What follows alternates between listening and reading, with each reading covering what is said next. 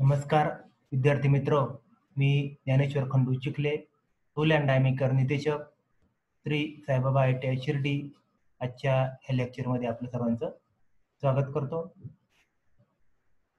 विद्यार्थी मित्र, आज आपण आजच्या या लेक्चरमध्ये स्पेसिफिकेशन ऑफ लेथ मशीन या संदर्भात आपण आजच्या या लेक्चरमध्ये माहिती घेणार आहोत. तर विद्यार्थी मित्र, आपण एखादी वस्तू घेत असताना, बाजारातून खरेदी करत असताना त्या वस्तूविषयी आपण माहिती दुकानदाराला पुरवत असतो.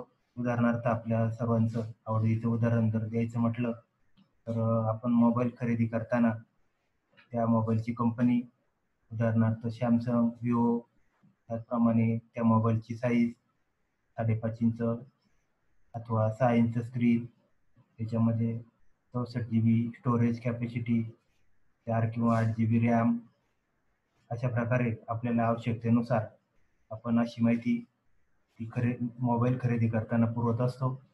तशाच प्रकारे आज आपण स्पेसिफिकेशन ऑफ लेथ मशीन संदर्भात माहिती घेत असताना मशीनची ओळख होण्याकरिता किंवा बाजारातून मागणी मशीनची करण्यासाठी त्या विशिष्ट मशीनची ठराविक वैशिष्ट्ये द्यावी लागतात. त्याला मशीनची वैशिष्ट्ये म्हणजे स्पेसिफिकेशन असं म्हटलं जातं. तर अशा प्रकारे आज आपण या स्पेसिफिकेशन ऑफ लेथ मशीन संदर्भात ही माहिती इंट्रोडक्शन म्हणजेच प्रस्तावनेमध्ये आपण बघितली की मशीन खरेदी करताना आपल्याला मशीन सोबत कोणत्या बाबी त्याच्याबरोबर खरेदी करताना द्याव्याच हव्या या संदर्भातली माहिती आपण याच्यामध्ये अभ्यासणार आहोत.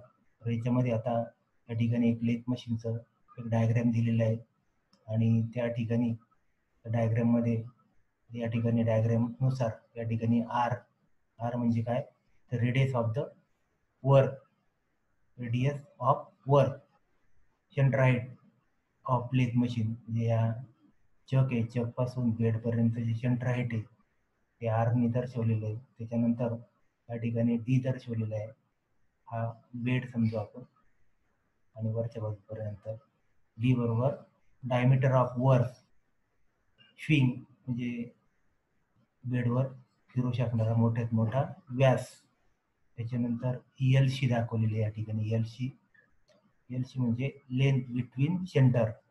तर या ठिकाणी हेस्ट ऑफ सेंटर आणि टेस्ट ऑफ सेंटर या दोघांच्या सेंटरमधील अंतर म्हणजे LC, म्हणजे ते किती अंतर आहे हे त्या ठिकाणी नमूद करावं लागतं. त्याच्यानंतर LB म्हणजे या ठिकाणी दिले LB, length of the bed, म्हणजे बेडची लांबी मशीन खरेदी करताना देखील या बाबी द्यावे लागतात.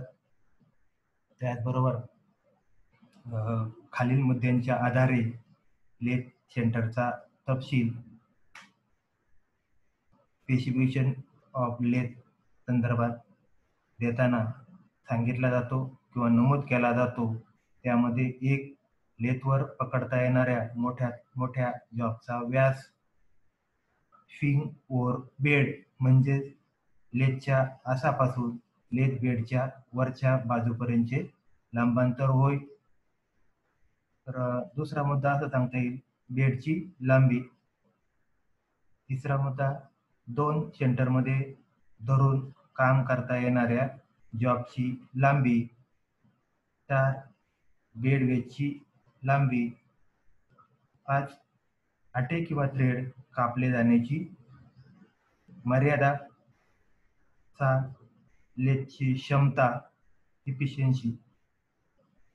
7, swing over carriage. Swing over carriage म्हणजे लेथच्या मध्यापासून कॅरेजच्या वरच्या बाजूपर्यंतचे लंबांतर होय.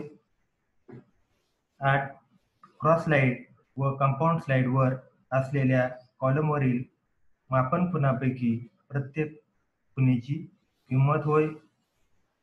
पुढचा आकडा 9, उपलब्ध असणाऱ्या स्पिंडल स्पीडची मर्यादा. 10, स्पिंडल बोरचे माप.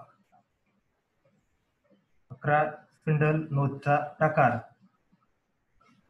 त्याचबरोबर लेथ यंत्राचा विक्रेता आणि खरेदीदार यांना खरेदीविषयी एकमेकांशी बोलताना या तपशिलाची मदत होते. त्याचप्रमाणे लेथ मशीनवर काम करणाऱ्या व्यक्तीस एखादे दिलेले काम दिलेल्या लेथवर करता येईल किंवा नाही हे या स्पेसिफिकेशन ऑफ लेथ यावरून समजत असते. अशा प्रकारे आज आपण आजच्या या लेसनमध्ये स्पेसिफिकेशन ऑफ लेथ मशीन संदर्भात माहिती घेत असताना आपण मशीन नवीन खरेदी करताना किंवा बाजारातून तिची मागणी नोंदवताना त्या मशीनची विशिष्ट अशी ठराविक वैशिष्ट्ये आपण खरेदी करताना द्यावी लागतात. त्यास स्पेसिफिकेशन असं म्हटलं जातं. त्या संदर्भात आज आपण या प्रकरणामध्ये सखोल अशी माहिती या काही ठराविक मुद्द्यांच्या आधारे आपण बघितली. विद्यार्थी मित्रो, आपण सर्वांना ही माहिती समजली असेल. तर अशाच प्रकारे वेगवेगळे व्हिडिओच्या माध्यमातून आपण याही पुढे भेटत राहू. धन्यवाद. तर विद्यार्थी मित्रो, व्हिडिओ पाहिल्याबद्दल आपले मनपूर्वक धन्यवाद.